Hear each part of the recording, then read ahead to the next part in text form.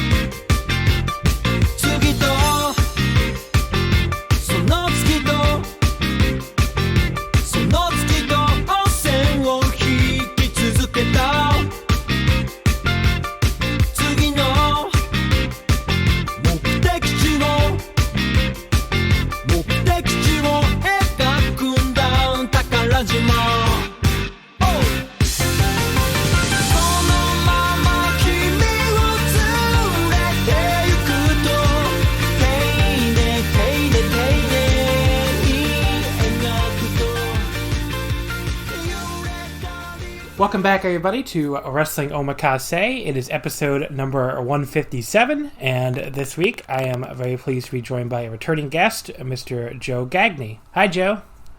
Hi, John. How's it going? It's been a while. It's been a while, yeah. What was your last episode? The guest always knows better than me. It was the 2018 Ring of Honor Year in Review. I was supposed to be on the 2019 one, but my wife was hospitalized that day, so I had to bow out at the last second, and John's like Vince McMahon. Once you show weakness, he's done with you. So, but yeah, it's the 2019 one. That was what it was supposed to be AEW and Ring of Honor, I think. Right? It was AEW. Yes, you had Sean Cedar and Nate, so you were in fine hands. Yeah, I barely. That feels like approximately 10 years ago. So I barely remember it with everything. Yeah, I know. Everything that's happened here in fucking 2020. But, of course, you're here for a 5 matches episode. We're continuing our tour around the VOW Podcast Network. The way it worked out is I had both the quiz guys on this weekend. Rob Reed from the VOW Quiz Night. He and I were on the Patreon, of course, which I'll do a more full plug for later. But that just went up on Friday. And now we're recording with you, of course, the host of the 5-Star Match Game here on Sunday. A show I've been on before, I think once, right? Only once, I think? You were on once on the Dragon Gate episode, so if anyone is curious, I forget the number, but yeah, it's been a while. 7 or 8. But it's been a while. You can look it up. And yes, it's a quiz show, 3 contestants, kind of almost like an NPR game show format. I have 3 guests, 1 specific topic. We run through a number of games at the end. It's all very fun. And yes, John was a guest on Dragon Gate. He did. You have to listen to yourself to find out how he did. Yeah. So you did. You do it about once every other month. I feel like, right? Is that about the schedule? Yeah, it's every month and a half. I'll have one out before SummerSlam coming up, so I'll be pretty great. It's like about every month and a half, every other month, thereabouts. The last one in WWE 2010 was really funny, so I definitely recommend, especially the last question that came down to was I'm not going to spoil it, but we will not know spoilers, but the very question at the end will the aforementioned Sean Cedar will be haunted by that for quite a while, is all I'll say. Yeah, he was on last week, and he was he was still kind of like, I can't believe that happened. Yep. Yeah. But yeah, I mean, that episode was just disturbing to listen to, because I was like, wow, despite watching very little of this, I know way too much of the answers. I guess it's impossible to escape the WWE 2010s, even when you don't watch it. So yeah, even the really terrible things they do just kind of seep out into the consciousness of your average wrestling fan. So yeah. But that was definitely an interesting episode. So we're almost done with the podcast tour here. After this one, we only have Music of the Mat and Shake Them Ropes to go. So I assume those will be probably next month. I don't think we're going to do another 5 matches episode this month. But it's been fun. We've gotten hosts from all the different episodes or podcasts, and the ones with multiple hosts we'll have to go back around and do again. But if they want to. For all I know, one of them is like, fuck you, John. I don't want to do Omakase. You never know, right?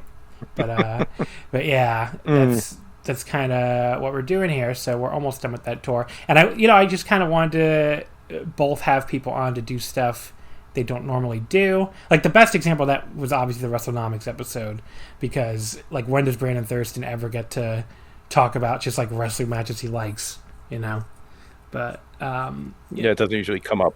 Yeah, it's not really going over spreadsheets every week. Yeah. But so I guess what else has been going on? I should get your opinion. Obviously, the big topic of the week here, and I got Rob's opinion on it, is EVILGATE. So what did you think of Evil winning the double titles? Well, it was strange for me because the show was, I think, pretty early on a Sunday. So it was up and on demand by like 6:30, which is when I got up. So I didn't watch it live. I was just kind of watching as I go along. And I was watching on my phone because it was still early in the morning. And you get those Twitter notifications like so and so posted X. And I saw something from our mutual friend Alan Cunahan said he's posted something about the Far East connection. And I actually sent him I looked at it and it was a picture of Dick Togo and Gato. I was like, well, I sent him some Dick Togo matches from Osaka Pro, like we'll discuss later on. And why would he be posting about this? And then I'm watching and I see Bushi come out having packed on like 30 pounds. I was like, wait a second, is that Dick Togo? And it was. And then I'm like, wait a minute, is Evil going to win? And he did. And I was just like, oh. And I was like, I kind of like when like really crazy things happen in wrestling and everyone has to have an opinion on. It feels like it's been a while since that's happened. I don't really remember. It sure fucking does. Especially this year. I mean, yeah. I think it was just nice to have an opinion about something other than, will this wrestling promotion be able to run ever again? Will wrestling survive? It's not like Ooh, I hope will Okabayashi lose the 2AW title too soon was kind of the ongoing debate before that. No, yeah, and it was not a pick I expected. It's not one I probably would have made, but I'm willing to see where it goes. I don't think it's going to do. If it bombs, it bombs. I don't think it's going to kill the promotion overall. They're trying something, and they've had a very good track record. So, he'll probably makes it to January 4th and probably loses it there, and we'll see how it goes. See, I don't even think he's going to make it that far. I think this is going to be a Naito 2016 reign where he has it for like 2 months, but I don't know. Yeah, first IWGP title reigns tend to be short under Gato. If you look back at Naito, AJ Styles, and even Okada all the way back, they were just a couple months long, so that could very well happen. And even like January 4th isn't Jay White too that far away. Yeah, it's not like it's 11 months away. We'll have to see. Well, yeah. So we'll see how that goes. But I'm certainly curious how this works out. This could be bad. This could be good. We don't know yet. So. We'll see. I think some of the rhetoric seems a little overheated to me, and especially over what I think will be a short reign. So I think that's a good thing to point out. Even if he makes it January 4th, like you said, it's not like that's that far away. Yeah. So, and I have a weird amount of confidence that Evil and Hiromu is going to be awesome next week, but I also just think Hiromu is like the best wrestler in the world right now. So, Yeah, that's a pretty good opponent for a first. Yeah. Title match with, and we still have the G1 to go, which I presume is ongoing. There'll be Tag League, like all kinds of things to kind of speed things up, and we'll be at January 4th before you know it. Yeah, so there you go. That will let me transition into a little bit of a Patreon plug, because next week, Sengoku Lord, the show, of course, with Evil and Hiromu, we are going to do a same day. I can't quite call it instant reaction because it's going to be like probably that night, if anything. But same day reaction show for Sengoku Lord. I'm actually going to try to travel for the first time in like 5 months. So I'm finally going to go to New Jersey and see my buddy Quinlan. And he and I are going to record. We're going to watch the show. And he and I are going to record Sengoku Lord, like instant reaction or same day reaction for the Patreon. So if you want to hear my thoughts on Evil Hiromu and Shingo and Desperado and everything else on Sengoku Lord same day, is at patreon.com/wrestlingomakase. $5 a month, you'll get access to that. The Okada Tanahashi series that I just wrapped up this past weekend. You can listen to me talk all 14 matches. It's like 14 little bite-sized episodes. I cover not just those matches themselves, but also like what each wrestler was doing in between each match. So it's really like a journey through that whole period of New Japan. I think it turned out pretty well. So, definitely check that out. You get the Patreon exclusive full episodes, the one I mentioned that we just did with Rob, Rich Crates from the VOW flagship, Alan Kudahan, who you just mentioned before, and Nate from Everything Elite, who you also mentioned before, actually. So we have Patreon exclusive 5 matches episodes. If you've missed these 5 matches episodes, because this is the first one on the free feed in a few weeks, there's 4 more waiting for you on the Patreon. The one we just did with Rob, we covered Nakamura Sakuraba from 2013, Wrestle Kingdom 7. That match is awesome. We covered Reigns against Daniel Bryan from 2015. A bunch of other stuff. And the one with Nate, we covered the Omega Page versus Young Bucks match. So if you want to hear my thoughts on that from this year, it's over at the Patreon. We also have Anime Omakase. Nicole and I talk about different anime series and movies. We just recorded another one. So we have 3 up and a 4th one going up soon. We've done Studio Ghibli movies, a couple TV shows, High Score Girl Season 1, and Haven't You Heard I'm Sakamoto. So if you like anime, definitely check that out. So all sorts of stuff on there. More stuff coming soon. I think I under-promise and over-deliver is always my philosophy with the Patreon so far. If you look at the minimums on there that I put when you sign up, we've been way overshooting them on, almost all categories. So $5 a month, patreon.com/wrestlingomakase. Definitely check that out if you haven't checked it out yet. Okay, so let's get into these matches here. Your first pick, of course, was Super Delphin, Super Demikin, and Tsubasa against Black Buffalo, Dio Quala. I don't know how to pronounce his name. It doesn't even make any sense from like a Japanese standpoint. Like I would say Qualt? Dio Qualt, I'm guessing. Yeah, because there is no Q in Japanese.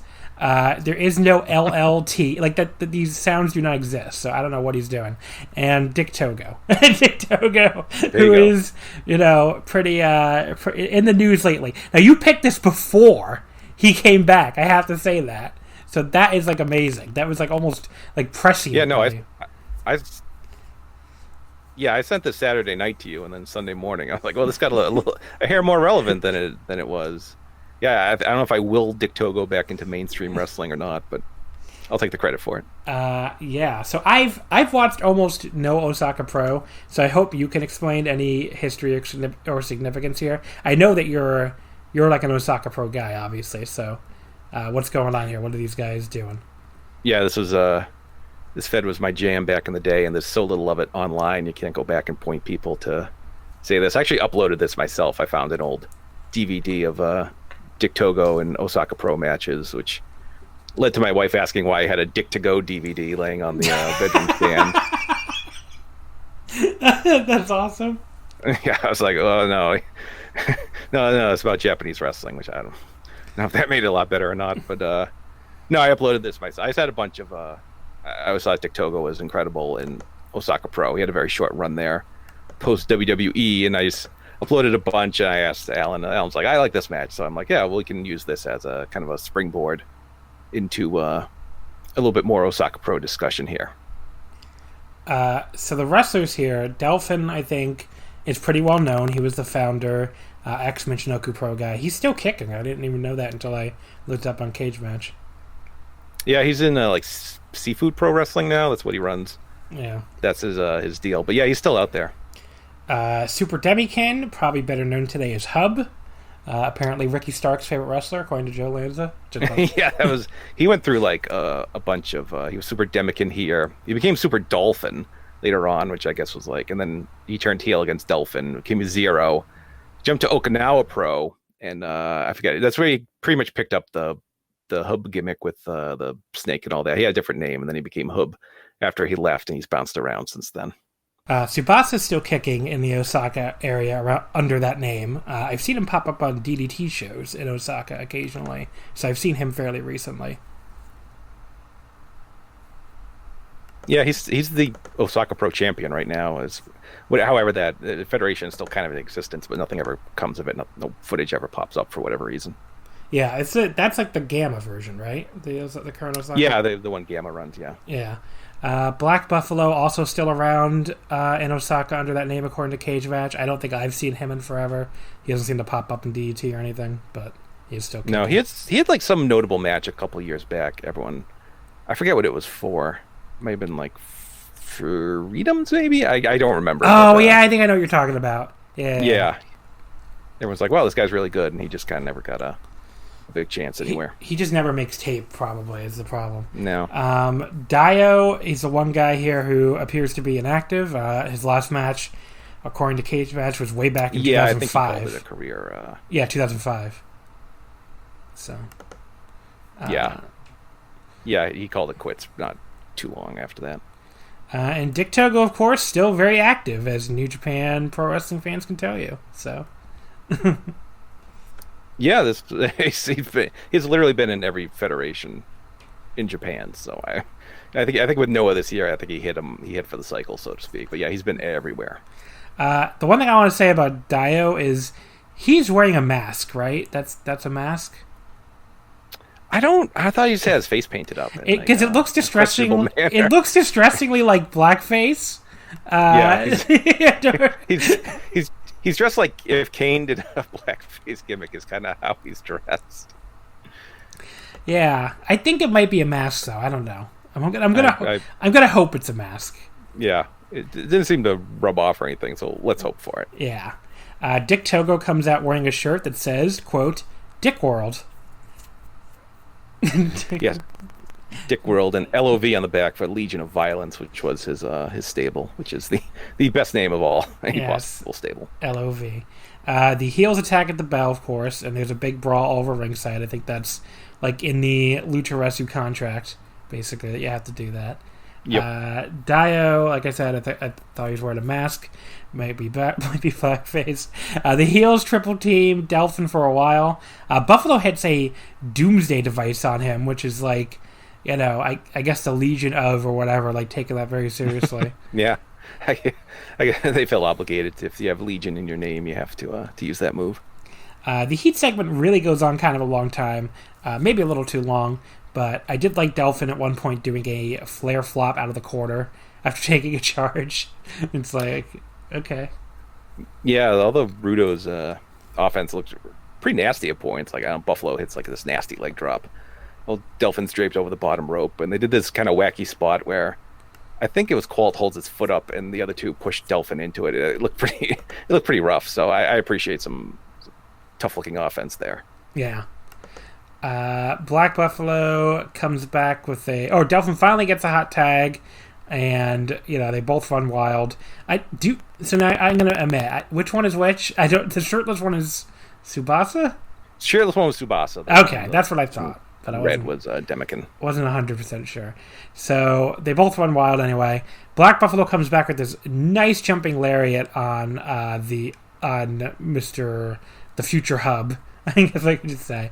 But Tsubasa quickly comes back with a springboard dropkick, another one off the top, and then a German suplex hold for a close near fall. But possibly Blackface makes the save. Dow hits a huge chokeslam on Delphin, like a gigantic chokeslam. And Togo hits a pedigree on Hub and then goes up top for his signature senton. He gets great fucking height on it, but Delphin dives in to make the save. There is it looks like some kind of botch with Tsubasa and Dow when they're at the ropes when he's countering like a choke slam attempt on the apron. So I had to take points off for that, but at least it's brief, I guess. It's not that big a deal. And then Buffalo accidentally hits Togo, and then Delphin finishes him with a German suplex hold with a pin. I would say this was a good but not great match. I enjoyed the fast pace, but the heat segment on Delphin went a little long for my taste. I would go like 3.5. Yeah, I went about 3 3/4. It's the kind of match they had a lot and could do in their sleep. Something I really appreciated was like all the good guys were like very colorful, and all the bad guys were like ugly and had wear dark colors and Dick World. Yeah, Dick World and Dick World shirt. Like, anyone can kind of figure out like who's who in this match and the who's good and who's bad, which I always appreciate. And this match went 13:40, and it felt like it went longer, but I don't mean that in a bad way. I just felt like they packed a lot of stuff in here. even with the extended heat segment. But yeah, just kind of the fun match Osaka Pro could throw out back in the day. So how long does this Legion of Violence last? Do you know? A bit into 2000, I want to say, because Togo's back to Michinoku Pro. It's not very long lived, unfortunately. Yeah, because it's it's a good hook for the Fed. Like, oh, here are all the main bad guys, and the home team fights them, and it's a good setup for multi-man tags. Yeah. So Dick Togo, like you said, goes back to Michinoku Pro, and then I guess just kicks around there for a while. I'm trying to remember what he does after Michinoku Pro. Maybe he just goes off on his own at that point? I don't remember. Yeah, he's a real world traveler, so keeping track of his escapades can be a little tricky. I mean, I know he has a DDT run in there somewhere in the odds, I think. Yeah, I think that's probably where he headed next. He's in the Italian Four Horse. Yeah. So I forget his name, but it was something. Francesco Togo? Francesco Togo, I want to say. Yeah. Francesco Togo. But yeah, so that was a fun match. Definitely worth checking out if you want to get a feel for what Osaka Pro is bringing to the table in the early 2000s. I think most people, especially online, who don't know a lot about them, probably know them best for like the clowns on the comedy and stuff. But like, they had plenty of non-comedy too. Very similar. Similar to a ton of guys came. Like, if you remember Magnitude Kishiwada, he jumped over there. He's Big Boss Magma. Like, Gamma was there before he jumped to Dragon Gate, and if you kind of extended over to Okinawa Pro, like a bunch of guys. That's where like Keno got started as. He had like this weird boxing gimmick in Okinawa Pro, and that's where Black Menso Ray got started too. So, oh yeah, it has a weird through line. Also, Mil Mongoose, but I don't think he ever did all that much, sadly. All right, so let's go to match number 2, which is Kenta Kobashi versus Yuji Nagata from Pro Wrestling Noah, September 12th, 2003. This is the 4th defense of Kobashi's legendary reign that started back in March. This was obviously my first pick, by the way. He would go on to have 13 defenses and hold it all the way until March 2005. So we're really just getting started here with the reign. Now, since you are, of course, the host of the 5-Star Match Game, I did something similar to what I did with Rob, which is I prepared a couple questions for you, Rob. Or, Joe. I am turning the tables on the quizmaster. Oh, no. Here. So, counting the match where he won and lost the title, how many took place in the Nippon Budokan? It's X out of 15, because remember, 13 defenses, the match where he won the title and lost the title. How many of those 15 took place in the Nippon Budokan? This one's obviously one of them, so you got one right there. Yep. I got one right there. I got to name opponents here. No. Just give me, if you know a number, just try to guess the number. I'm trying to think. The only one, he had the dome defense against Akiyama, so that's out. And I want to say, I'm sure he had something in some small arena. I'll say all the rest were. No, that's really not even close, actually. All right. So 8 out of 15 were in the Nippon Budokan. 8 out of 15 Budokan. So the other question I was going to ask you is, so the other 7 were in 6 buildings. And I wanted to see if you could name the 6 buildings. You named one of them. You named the Tokyo Dome. Yep, I got the Dome. Now, the Tokyo Dome is the one where he actually had 2 defenses, because he also defended against Masahiro Chono in New Japan. That was defense 2. So defense 2 against Masahiro Chono in New Japan. Oh, yeah. When, and defense, the New Japan show. Forgot about that. And defense 9 against Akiyama. So that's 1 building, 2 defenses. So there's 5 more buildings. Can you name any of them? I'll just say it was Osaka Joe Hall, one of them. No. Although right city. No, all right. I'm trying to think of buildings in Osaka. I always have to I do a lot of heavy editing of my show as people kind of and ah their way through answers, so I don't want to subject your fine listeners to the same. Osaka. I try to remember. All I know is like, is that building with the that looks nice or things like that. I'm trying to remember. You want me to give it to you? Yeah, sure. The Osaka Prefectural Gym. Prefectural Gymnasium. Yeah, also now called the Ideon Arena. He defended against Akitoshi Saito, defense number 11. So there's 4 more buildings. All right. Let me think here. I will give you a hint. One of the 4 is another Tokyo building. The other 3 are not. All right.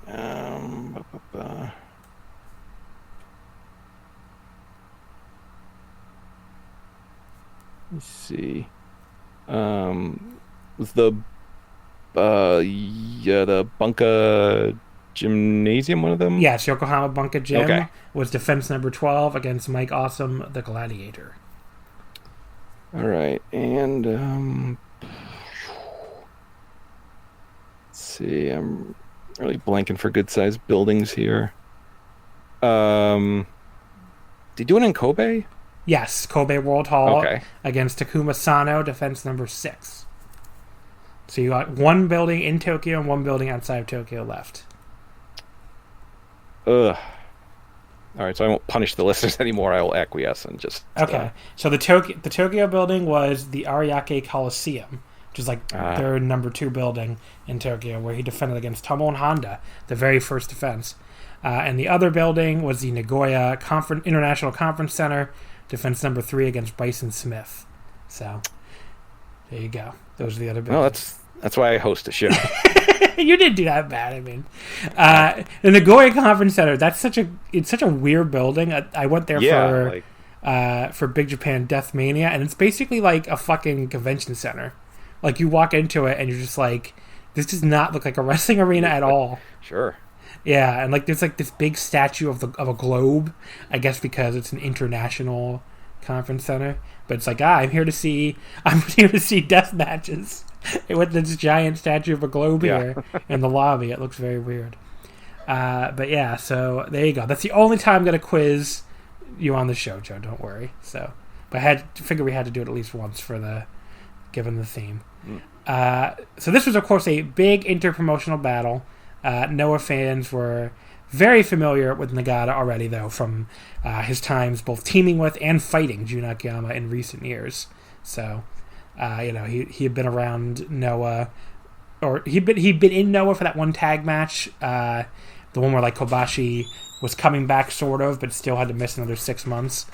After that match, and then they also obviously did another tag match in New Japan, and then Akiyama and Nagata main evented that one dome. Where the rumor is that like Noah was going to let Nagata go over if he had won his shoot fight against Crow Cop right before, but of course he did not do that. So no, he did not. But yeah, so you can see a young and very wacky-haired Hiroshi Tanahashi in Nagata's corner, along with youngsters Toru Yano and Ryusuke Taguchi. I thought that was funny. But and then Nagata, of course, as you'd expect, gets a very negative reaction, dai-booing, as they would call it, which you would expect since he's the outsider. Kobashi, speaking of youngsters, has a young Kenta in his corner, along with Tomo Honda, we just mentioned. And we get a huge Kobashi chant before anything even happens. So the best way to describe this match, I guess, it can be a little slow early on. It was slower early than I remembered. Like, it kind of starts with like a lockup, and Nagata. There is a great moment very early where Nagata backs Kobashi into the ropes and then just slaps him in the fucking face. And Kobashi gives Yuji a look that's like, "Okay, asshole," and the whole crowd stops booing and just goes, "Oh," because they know this man is dead, basically. And I just think like it's like, when's the last time you've seen a crowd like react to a look? I mean, that's the kind of power Kenta Kobashi had over Noah fans at this point. Kobashi then does like back Nagata in the corner and just like start alternating slaps to the face and chops, and then both guys end up face to face in the middle, just start shoving each other like raging bulls. But then we get like this knuckle lock and a long test of strength. It leads to a brief strike exchange, and then Kobashi hits a big delayed suplex. And then we go into a long headlock spot for Kobashi that, to be honest, is a little boring. It would help if the headlock itself looked better, but Kobashi seems to have it like weirdly halfway on. Not his best headlock. I don't know what was going on there. And it just leads to Nagata backing him into the ropes for a rope break, when I thought maybe for a second it looked like Nagata was going to backdrop him to get out of it, which would have been awesome. But, they're going to get there, I guess. We get the 5-minute call, and we get like a little mat wrestling sequence with neither guy able to get an advantage. So I don't know the last time you had seen this match, but was the early portion also a little more underwhelming than you remembered? A little bit. Like, I had this match on VHS tape back in the day, because that's how we had to roll back in 2003. And, yeah, it was a little bit slow, but Kobashi had such mastery of the crowd, I didn't really mind it, because there's like a headstand spot, like whatever, but the crowd just absolutely loses their mind for it. So if they want to take it slow and kind of milk that for all it's worth, I don't have a huge problem with it. Yeah, that's fair. There's a great spot where Nagata tries a leg kick, and Kobashi essentially just says, fuck off, and screams right in his face. It's so great. Like, he could do this shit that, like, nobody else could do now. Where, like, he could just yell or look and get, like a huge crowd reaction because, like you said, that's the kind of power he had over Noah fans at this point. Nagata gets, like, some massive fucking heat a bit later for refusing to break a cross-arm breaker with Kobashi in the ropes. That's just not... The fans are not going to give him any leeway. Kobashi comes back with the machine gun chops in the corner and the roaring chop. Nagata manages to get the cross-arm breaker back on, but Kobashi makes the rope again. And then the head drops start. So Kobashi suddenly catches Nagata going for an elbow and, like, hits him with this half Nelson suplex. Nagata no-sells it, hits an exploder. Kobashi also no-sells, so Nagata just hits him with a running boot when he gets back up. But then Kobashi fires back with this, like, I don't know what it would be called, like a falling lariat or something? Inverted bulldog? I don't know. It looks cool, whatever it is. But yeah, it was kind of like a diving... diving clothesline kind of thing, but I know what you're talking about. Yeah. So Kobashi, as usual for him, does a great job selling the arm after Nagata had worked on it. He does like a roaring chop, but he holds his right arm in pain. Nagata hits like another vicious boot, then an exploder. And Kobashi does this great thing where, like, people miss the point sometimes of the quote-unquote no-sell. Like, just getting back up doesn't necessarily mean you're completely no-selling it. I mean, he tries to get right back up to, quote, no-sell it, but, like, it slows him down. Like, he, like, hunches over, like, oh, I'm trying to fight through it, but I can't actually just shrug it off. And then Nagata takes that opportunity to fire up with these knee strikes to put him back down again, which is great. Like, him being hunched over just kind of played right into the, into what Nagata was doing. And then he drops him right on his damn head with a backdrop. Like, Jesus Christ, the head drops in this match. Like, if people think there's a lot of head drops in New Japan now, they should watch these Noah matches, because there were even more. Nagata, he crawls over and covers, but Kobashi kicks out too. Nagata transitions right into the Nagata Lock 2. That's one little flaw of the match. It's not really either guy's fault, but, like, Nagata's offense is so heavily submission-based, but despite their early attempts to get them over in Noah with, like, the guillotine from Akiyama and stuff, like, they gave up, and, like, these submissions really are not that over in Noah. So, and just no one in this building thinks Kenta Kobashi is going to tap out. So it limits the heat you can have for these spots that probably would have been a little better in front of, like, a New Japan crowd from this period. Nagata transitions it to Nagata Lock 3, and the crowd does finally at least react and do a Kobashi chant after they were kind of quiet before that. But Kobashi gets his leg on the rope to break. Nagata kicks the crap out of Kobashi in the corner, including one last kick when he's leaning over that's just, like, gets him square in the fucking face. Kobashi counters a backdrop attempt with the midair crossbody, hits another half Nelson suplex, and both guys are down again. Kobashi comes back with a really sick powerbomb in the corner, just, like, snaps his head right on that top rope. And then another half Nelson suplex for 2. He hits yet another half Nelson suplex, and then a sleeper suplex. But Nagata gets his foot on the bottom rope. Great.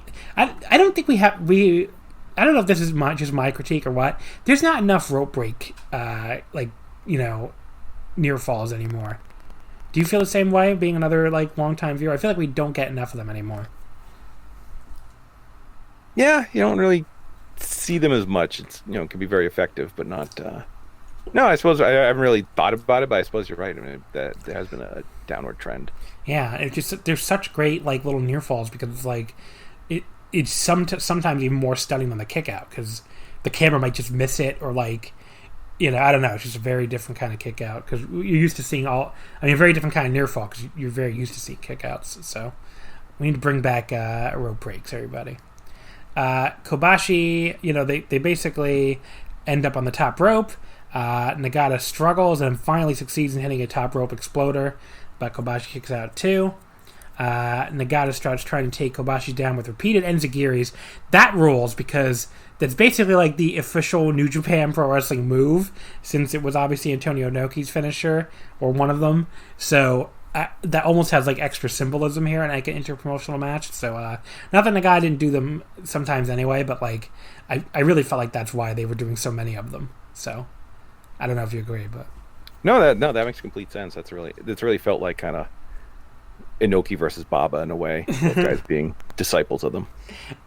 He hits a backdrop hold, but Kobashi kicks out too.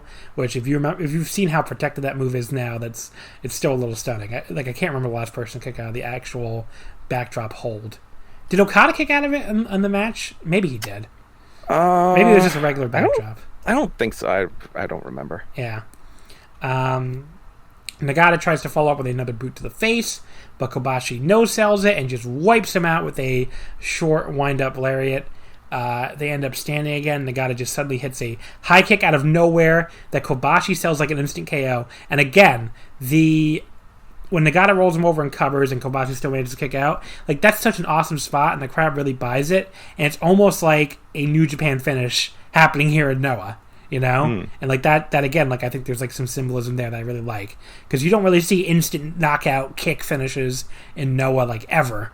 But you would see that kind of thing in New Japan at the time. So I thought that was that was a very purposeful near fall. Nagata pulls him back up, but Kobashi suddenly reverses an Irish whip and he hits like almost like the not the Rainmaker obviously, but that Rainmaker-esque like pulling short arm lariat that Okada does now. It was almost the same move, I think. So I thought maybe that's where Okada got the idea. Who knows? But he like pulls him in and just destroys him. It looks so good. That gets two. Kobashi hits a brainbuster, but Nagata kicks out two again, and then he finally hits another one of the short wind-up lariats, and that's enough for the pin. I don't think. Do people like who haven't seen a lot of Noah even realize how rarely Kobashi actually won matches with the Burning Hammer?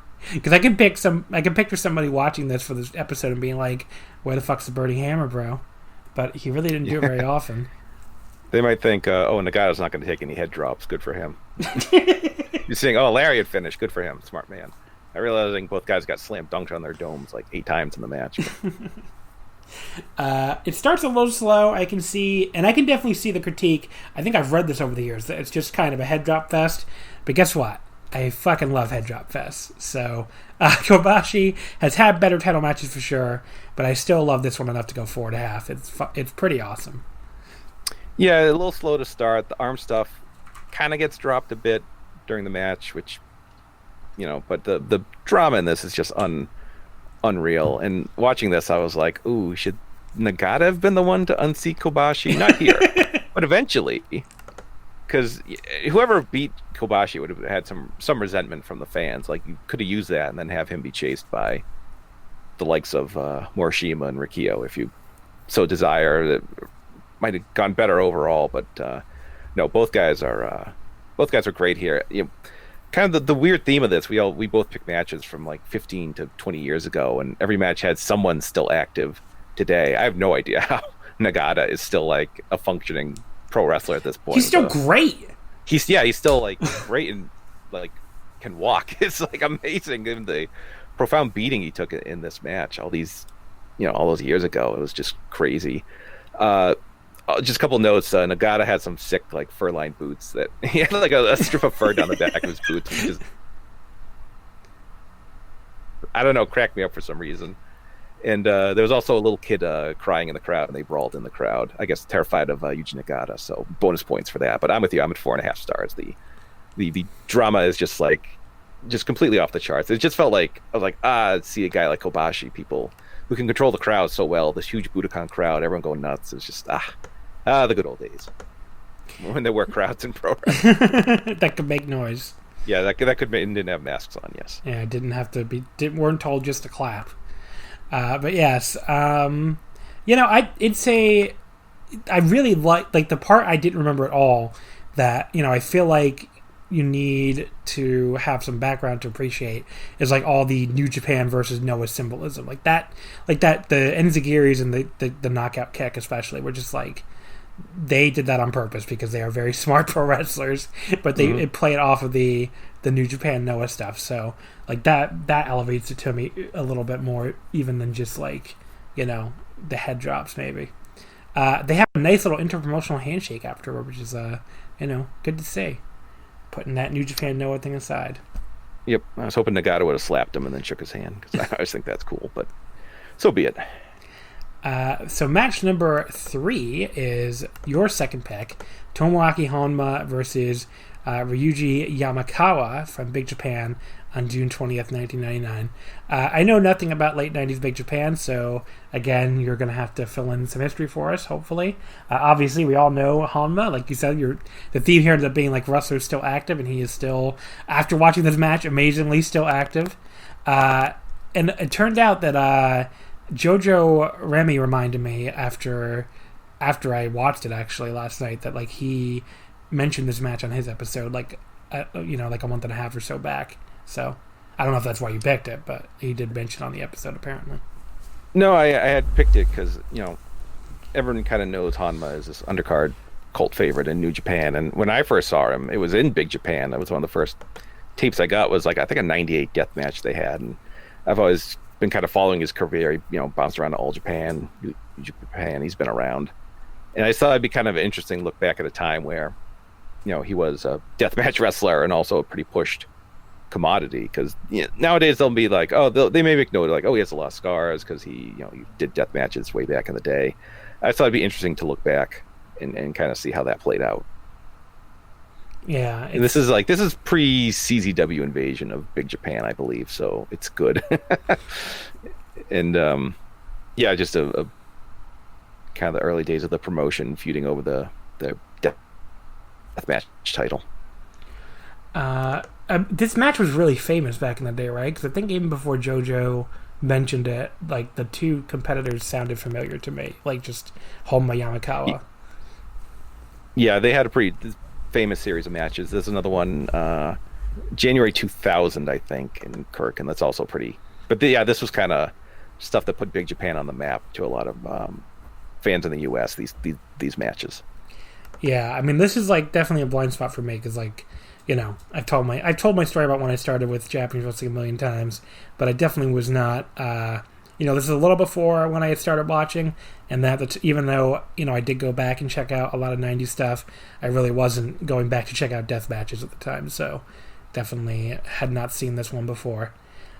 We start our death match here with a handshake, which is kind of funny. It's like, Nicole was sitting next to me when I was watching that, and she's like, isn't this a death match? And I was like, yeah. And she's like, why are they shaking hands? I'm like, look, just because they're trying to murder and maim each other doesn't mean they can't be sportsmen about it.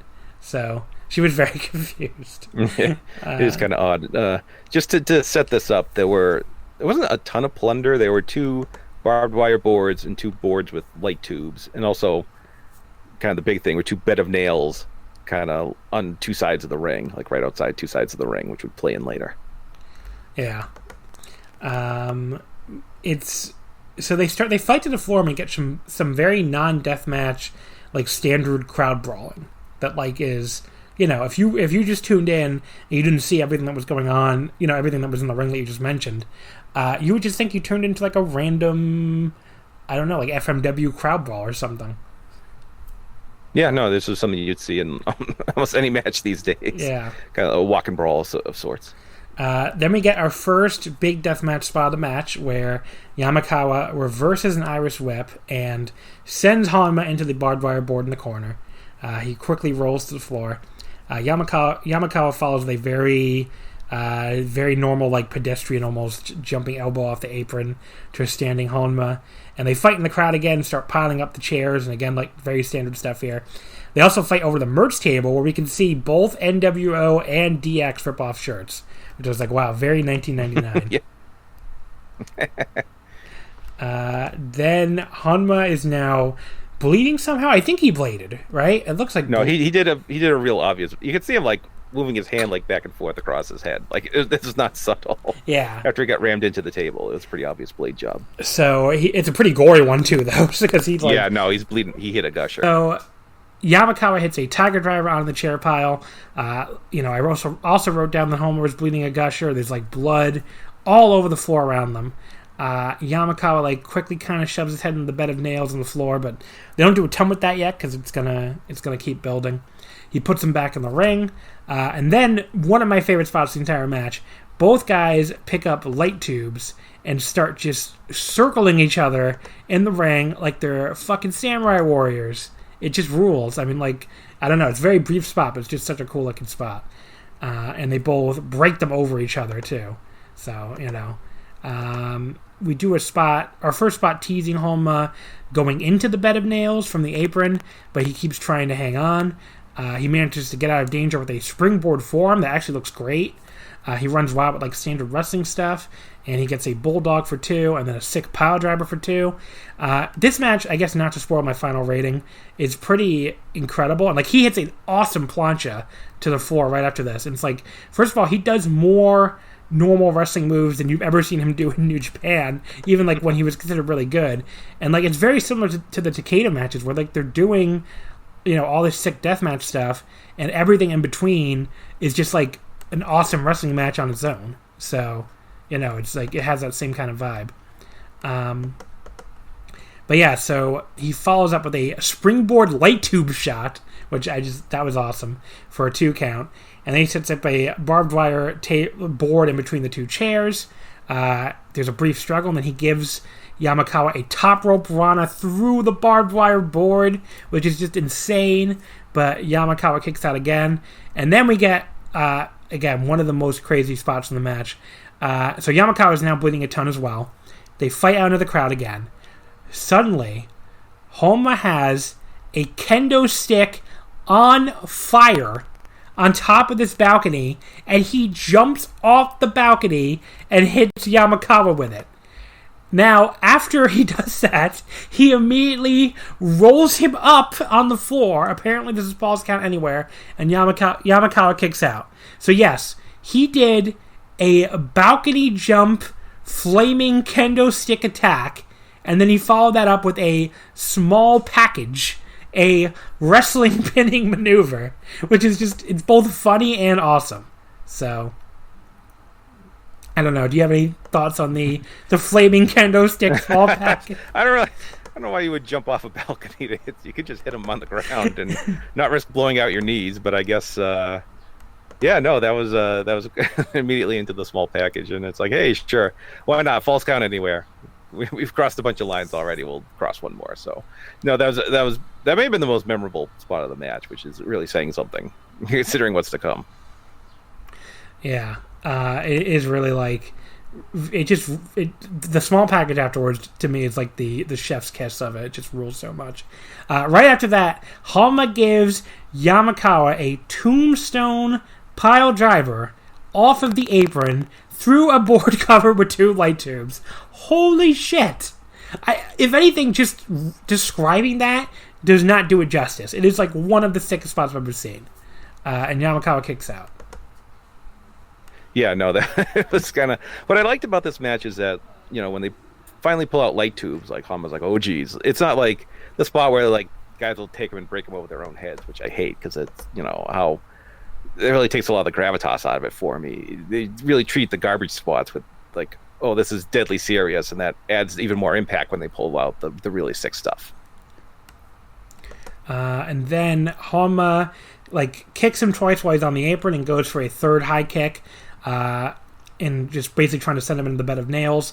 But Yamakawa catches his foot. They end up trading positions, and then he keeps trying to send Honma into the bed of nails. And after like 2 baseball slides, he finally succeeds. Now, thankfully, Honma just kind of very gently falls into it instead of taking a normal flying bump. I'm sure it hurts like hell either way. And some people might be like, oh, you should have taken the big bump. But I'm like, thank God he didn't. Like, I'm very, very happy for him that he didn't. So, he just kind of, like I said, gently falls on it. Yamakawa hits essentially the Angel's wings, I guess, right? It's like the elevated pedigree. They call it an inverted tiger driver. Yeah. So Yeah, that name always confused me when I heard it, and then I saw what it was. I was like, oh, that's not what I was really picturing. yeah, that gets 2, and then he gets a spinning version for 3. Holy shit, what a match this is! I really think this is a full 5. It's like about as good as you can get for a death match. It's filled with ridiculously sick spots. In between sincerely, like, legitimately good wrestling action, outrageous bumps and spots, lots of blood. Like, it's very, if you remember the Takeda matches that I think everybody loved, I think it's very similar. Just incredible stuff. I would go the full 5 stars on this. I guess I have the 5-star figure. I'm at 4 3/4 because crowd brawling didn't really do a ton for me in that regard, but still, just like you said, this match has everything. It has built on a foundation of really good wrestling. It has really sick spots. I think the storytelling is very good because the way they treat the bed of nails is kind of like, the kind of game over spot, because Honma was in complete control until he gets knocked into the bed of nails, and that's pretty much match over after that. And yeah, this has pretty much everything you could want out of a death match. It's tremendous, and I'm sure Honma's lying in that bed of nails. I'm sure years later he thinks making hot tags to Togi Makabe is not a bad way to earn a living. But this is must see stuff. But yeah, definitely. Like, if you've never seen it, must see is definitely how I would describe it. I mean, it's definitely an awesome match. I want to go back and watch their other matches now. This is considered to be the best one, though, I assume. I think so. People have very high praise for the other one too. So, okay. And I think it's all part of the same file. So Okay. it's like the history of Big Japan Deathmatch. It's like on part 3. I think it starts it off, so you can just jump right in. All right. Well, and see some more. I might have to do that. All right. So match number 4, my second pick, is Ryu Saito, Dragon Kid, and Genki Horiguchi versus Shima, Naruki Doi, and Don Fuji from Dragon Gate, July 3rd, 2005. So I picked this, I guess, mostly because we seem to be in a very, like, I don't know, like late 90, like end of 99 through like mid-aughts, like kind of period for a lot of our picks. So I figured I'd stick with that. And also I thought it'd be fun to do a Blood Generation Do Fixer match that wasn't the famous Ring of Honor 5-star match from 2005. This is the Kobe World 2005 one. I actually wanted to do the 2 out of 3 Falls one that I sincerely think is way better than the Ring of Honor match, but I couldn't find it online anywhere. So what are you going to do? I had to go with this one instead. But yeah, this match is still awesome. It's just, it takes a bit to get going, but once it does, I think it really, it really gets going. Yes, it does. But yes, it's like, the Blood Generation Do Fixer, for people who aren't aware. So Blood Generation was the top heel stable in Dragon Gate in 2005. They formed like pretty much at the very beginning of the year, like the first Korakuen of the year, after the previous heels, Agan Izu, had gotten either fired or quit, depending on whose story you want to believe, right at the end of 2004. So basically, Shima took over and formed this new top heel stable. The rumor I've always heard, by the way, I don't know if you've heard this, is that like Shima was going to turn heel no matter what, but he was going to like join up with Agan if they hadn't gotten fired. Like, that was, I guess, the idea. Because Crazy Max broke up way before anything happened with Agan getting fired. So it's not like they clearly were already going to do something with Shima. So it kind of makes sense when you think about it. Because Crazy Max, I think, they broke up at the end of the Trios League in 2004, which would have been like September, I think. And they were doing that weird Waku Waku Fuji land for like months in the end of 2004. That clearly was not a permanent unit. So, I think they were always going to do something with Shima. And so that story kind of makes sense to me. But I don't know if you ever heard that one or not. I've not heard that, but like you said, that does kind of answer a few questions, so very possible. But yeah, like the feud that broke out for the rest of 2005, this was just like, Shima and Ryu Saito were kind of at each other's throats. Ryu Saito pinned him very early on in the feud, and, Shima was very offended by that. Naruki Doi, meanwhile, was like the Brave Gate champion at this point, and he was feuding with Dragon Kid. Don Fuji was just generally being a bully and, just bullying lots of people. Mostly young boys, I think. But, he was very much a bully against Genki in this match as well. And then Do Fixer were just, like, such awesome baby faces. You had Ryu Saito as, like, the powerhouse guy who would, like, clean house with suplexes. Dragon Kid as the flashy high flyer. And Genki as the guy to get the heat with the HAGE chants that the crowd loved doing. So, they were, like, to me, they're, like, if you tell me, like, what is the perfect Dragon Gate trio. I mean, or babyface trio. Like, this is it. Like, I don't think there's a better one.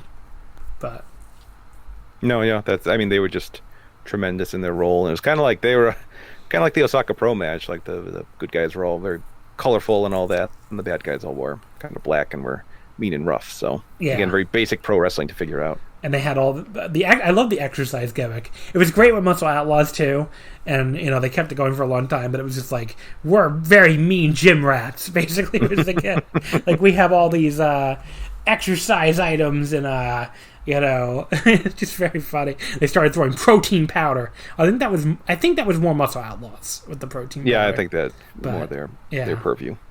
But Muscle Outlaws was still about a year away at this point. That was coming in 2006. But anyway, so Bludgeon are accompanied by the rest of the unit, including a very young Shingo Takagi. I just got a little kick out of him there. And as required by law, like I said earlier in Lucharesu, the heels jump the babyfaces before the bell, and things break down into a wild brawl.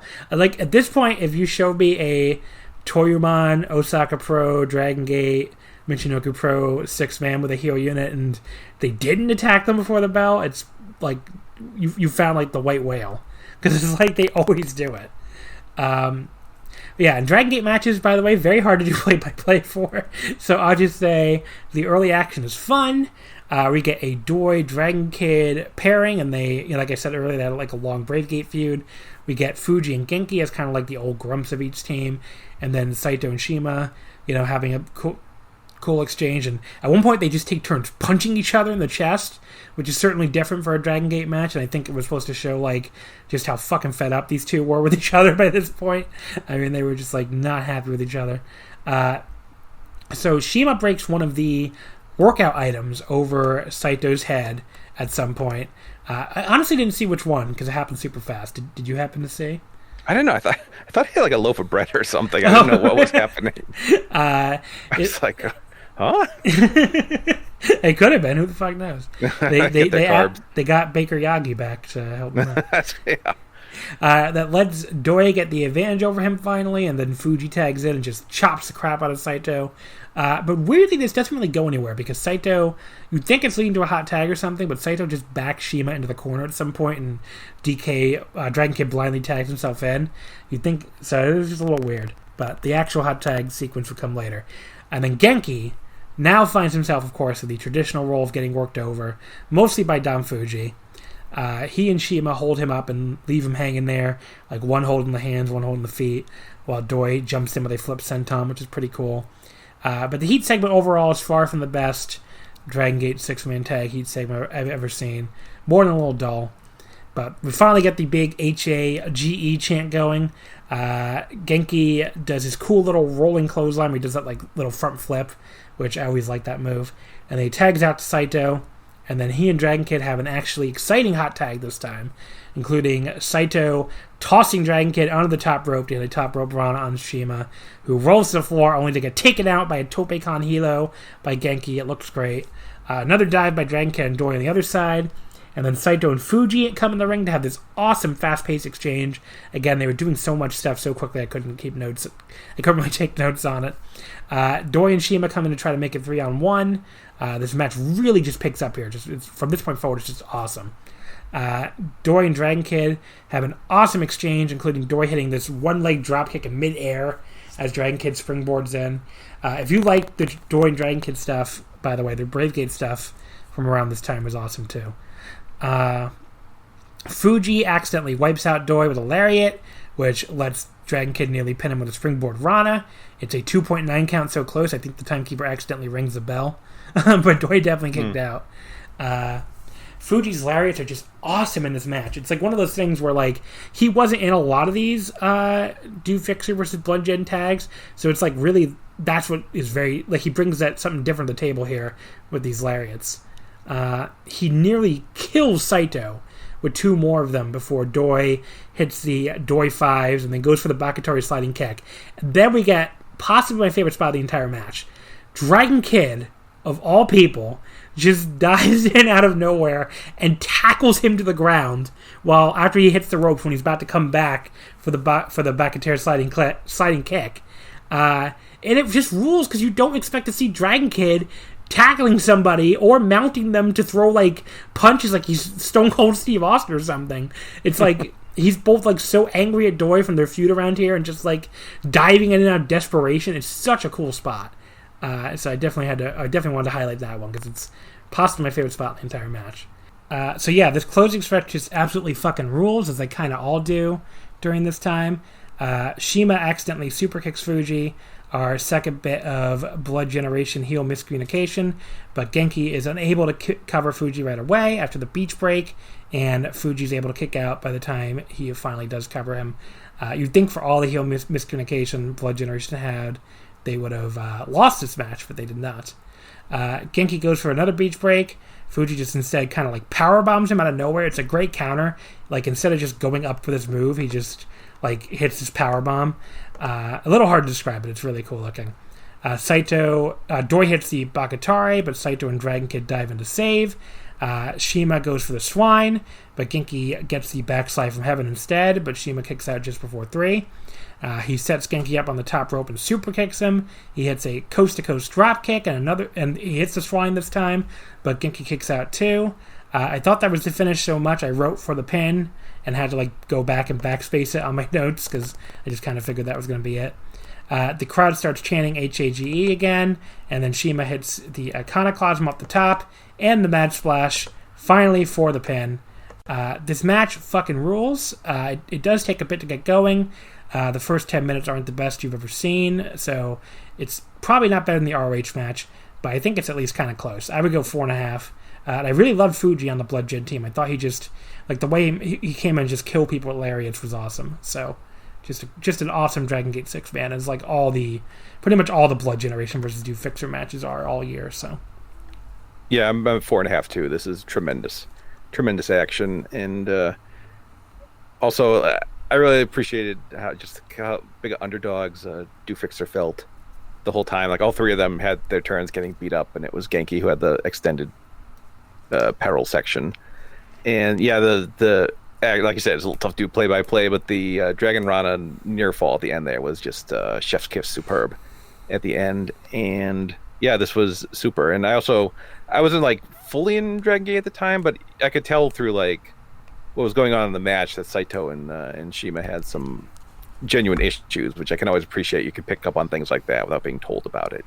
The expressiveness kind of conveys that enough. So yeah, no, this is a superb match. Yeah, the punching each other in the chest spot just feels so different from everything else in the match that it really gets across like how much these two hate each other by this point. So, but yeah, I mean, I want to really reiterate again because I'm not sure what got cut or not. We're having a little bit of technical issues.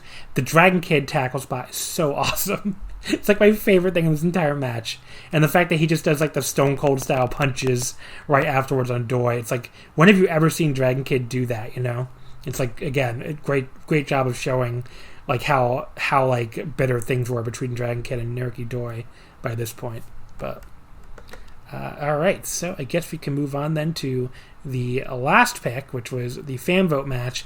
The Great Sasuke against Taka Michinoku from the World Wrestling Federation, July 6, 1997, the famous Canadian Stampede show. You had put up Sasuke versus Magnum.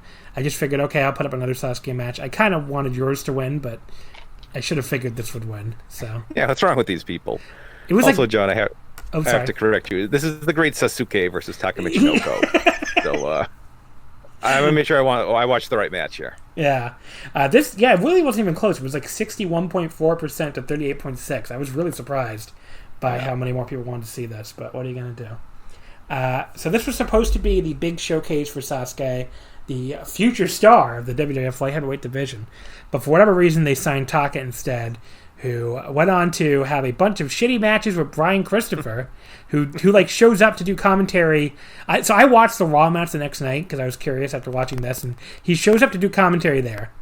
He calls them fucking. He actually says like, it's a very offensive line, so I don't know if I should repeat it. He says these two. You can guess what he said. A slur for Japanese people. I don't care if these two slur for Japanese people. Kill each other.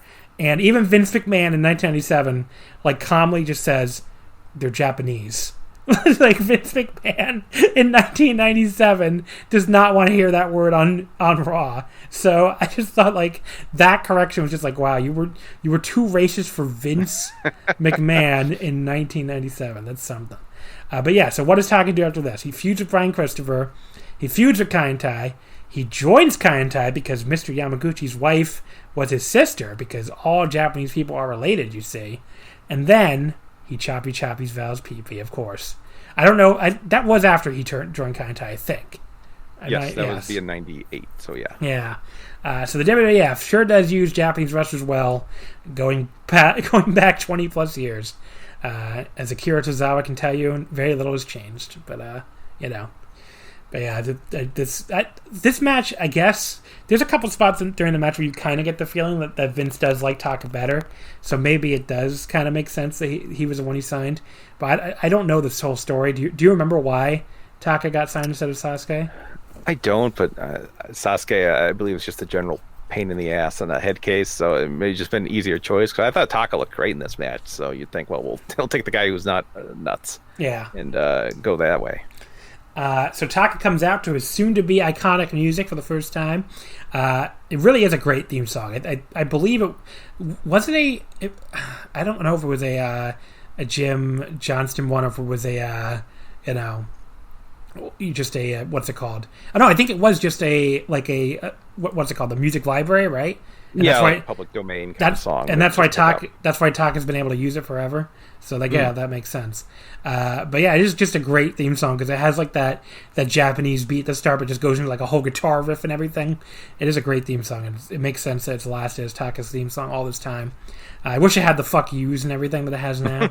But yeah. Yeah, not surprised they had to take that out in 1997 WWF.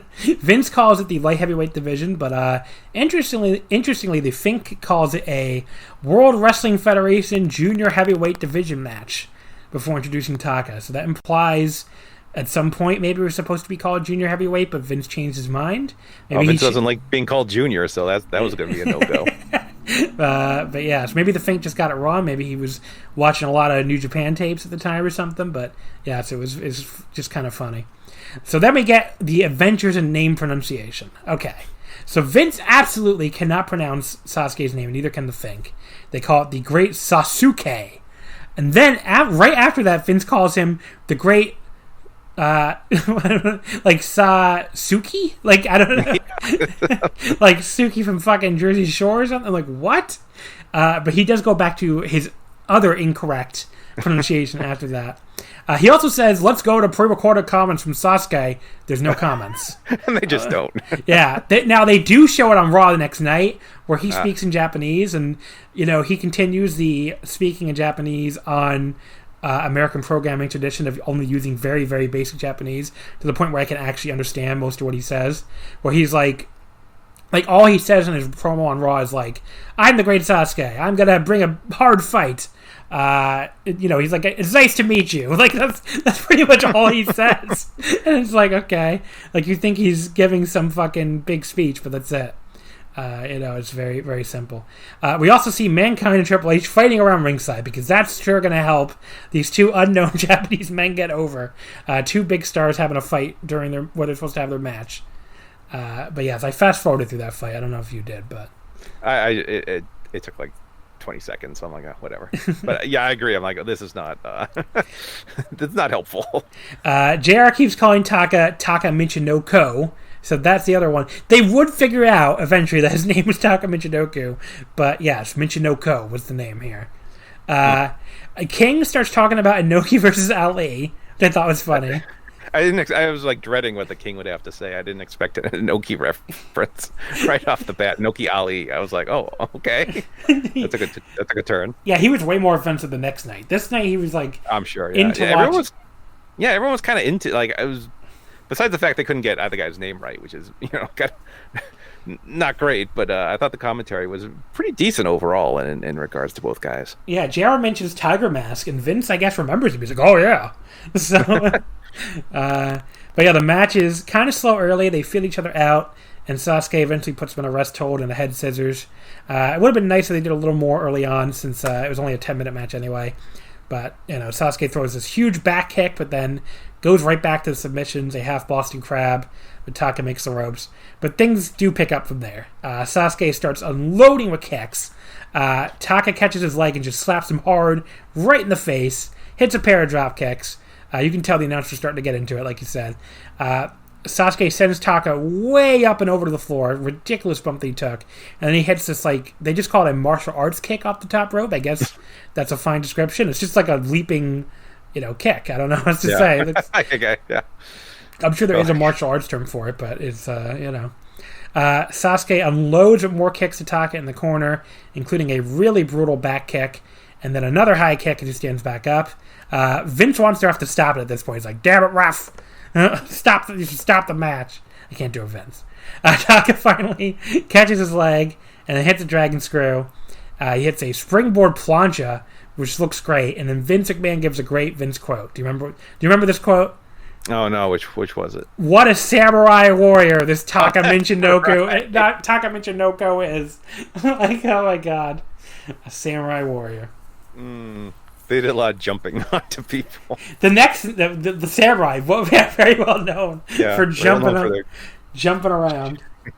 The next night they start calling them kamikazes, so I guess this is better, probably. They're jumping like kamikazes. And it's like, okay. Taka lands on his feet from a Sasuke German attempt and hits this great Rana. And you can almost, like I said, this is the part where you can almost hear Vince being more impressed with Taka throughout this match. Sasuke comes back with a handspring into a back elbow, which looks great as well. And then Asahi moonsault to the floor. Taka catches Sasuke with a great overhead belly to belly. He just tosses him. And then a springboard dropkick to the back. Taka hits the Michinoku driver, according to JR. But Sasuke kicks out. And they're very impressed by that move, too. They're like, what the hell is that? Sasuke comes back with a dropkick to Taka in midair, which as he leaps in, which gets an out of King. Like, King is like a King style, like, I don't know how to do it, but he's very, he's very surprised. And then Sasuke hits a Thunder Firebomb, and then unfortunately kind of weak Tiger Suplex hold, which is the finish. So, unfortunately, that didn't look so great, but after all the crazy moves they did. But yeah, this is definitely slow to get going, but once it's going, it fucking goes. And, I can't even imagine, what some of this stuff looked like to a 1997 WF viewer. You can also hear, the crowd, too, who doesn't give a shit about this match when it starts. By the end of it, they're pretty into it. So, I would go 3 3/4. I thought this was a lot of fun.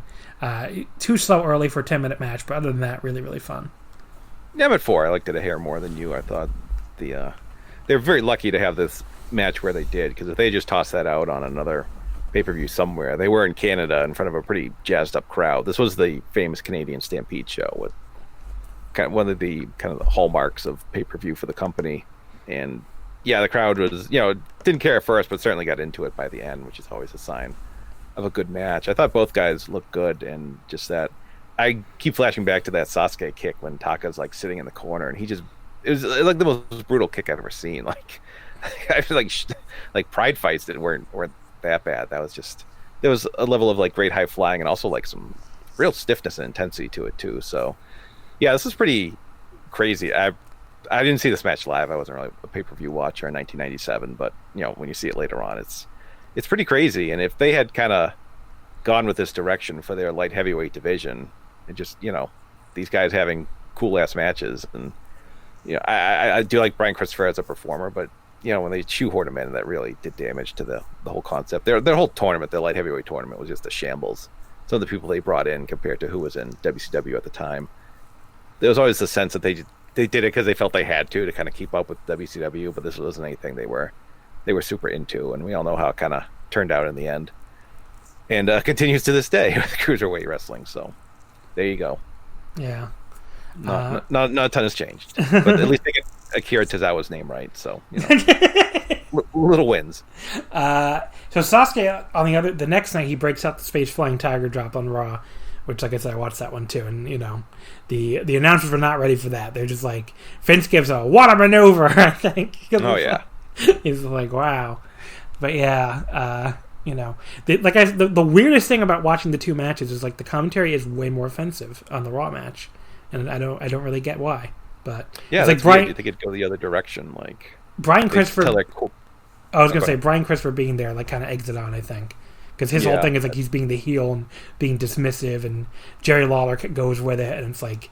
Whereas during this match, he just seems to be into the match. But, you know, it's his son is there bad-mouthing them, so he goes with it, I guess. Yep. Yeah, there you go. It is kind of weird to go backwards like that, but at least we watched the good one, with the good commentary, at least. Yeah. So, I guess we can wrap it up there, Joe. I know you're very excited to watch the horror show at Extreme Rules tonight. So, I can't wait. But that is a shoot, folks. He did tell me, and I was like, "How about Sunday?" And Joe was like, "Well, we have to do it. I need to be able to watch the horror show at Extreme Rules." It looks like such a train wreck. Yep. I'm not missing this live. Like, no way. I want to watch the horror unfold live before me and be on Twitter and have a good time. Yeah. This is close to human reaction as you get these days, so I'm not missing out on that. So the horror show at Extreme Rules. I don't. Did you see my Twitter poll I put up, by the way? I did see it. I did vote like. Yes, because it's terrible, and I can't wait. Yeah, because it's fun bad. I honestly thought the fun bag category would get way more votes than it did. Like it. I'm just looking where it is now. Yeah, so final results. 352 votes. Do you plan to watch the horror show at Extreme Rules tomorrow, and if so, why? 25% said yes because it's funny. 4% said yes, it's actually good. 71% said fuck no. So there you go. And I got more people responding to tell me I'm going to watch it because I'm paid to cover this than I did get any people telling me that they can't wait to watch it. So, and at least one person told me they voted for option 2 by accident. So. Well, okay, that's the only acceptable reason to. Yeah. I'm curious if you'd be like, damn, this is compelling stuff here. But I guess they're out there. Yeah, I mean, I don't see it, but hey, do you, man. If you like this stuff, have at it. Yeah, the swamp fight. Jeff Hardy's battle with alcoholism got moved to SmackDown, right? I think. Yeah, so everyone gets to see it. So good. That's good on them. Oh God! All right, Joe, give me some plugs here. All right, at the Voices of Wrestling Podcasting Network, we have the 5-star match game, as discussed earlier. It's a pro wrestling quiz show. Every month or so, you 3 guests, 1 specific topic. We've done a bunch of things. There's the Dragon Gate episode with John. We've done, WWF trivia, WrestleMania. We're going to have SummerSlam coming up in August, probably the week of the show. And so that'll be fun. And yeah, it's all on the Voices of Wrestling Podcasting Network. And Twitter is just at Joe Gagne, Gagne. And I tweet about things like the horror show at Extreme Rules. So yeah, check that out. And I thank John for finally having me back on. Thanks for coming on, Joe. Definitely have to have you on again. Yeah, the horror. What a fucking name too. The horror show. I know, Extreme Rules. I just don't like. Damn, that's good shit. Like who think like, oh man, yeah, this will do. I don't know. We're you have to sell tickets, and I don't know. They don't really. They have to worry about ratings more than, I guess, the network. So whatever. Maybe it'll just try to be weird, I suppose. It's just not working at all, though. You think? No. This is like just throw weird stuff out there and see what happens. It's kind of a unique booking strategy. So yeah, we'll see. So, folks, of course, you can follow us on Twitter at WrestleOmakase. Wrestling wouldn't fit. Wrestling didn't fit. Yeah, thank you. Good joke. The upcoming the next week's free episode. I don't know why I just said that in a weird way. You threw me off, Joe, by trying to steal my line. Which I think is the first time anyone's ever tried to do that here in 156 episodes. So next week we'll be back to Coming Current Wrestling. I have returning guest Haley on. She's coming on to help me cover the New Japan Korakuen from tomorrow. Plus, we're going to talk DDT, which we haven't done in a while. The July 23rd DDT Korakuen and the Tokyo Joshi Pro July 22nd Korakuen. So some 1/3 full Korakuen action, 3 Korakuen shows. That show will be coming up a little earlier than usual for you on Friday. So definitely check that out. And like I said, over on the Patreon at patreon.com/WrestlingOmakase, we'll be covering the Sengoku Lord show. So that'll be same day coverage on the Patreon. So that'll be next Saturday. So definitely check that out. Plus the Rob Reed 5 matches episode. If you want more 5 matches, the Rich Crace, the Adam Farrell, and the Nate from Everything Elite episodes. Tons of stuff on there. So definitely check out our Patreon. In the meantime, folks, thank you as always for listening, and we will see you next time.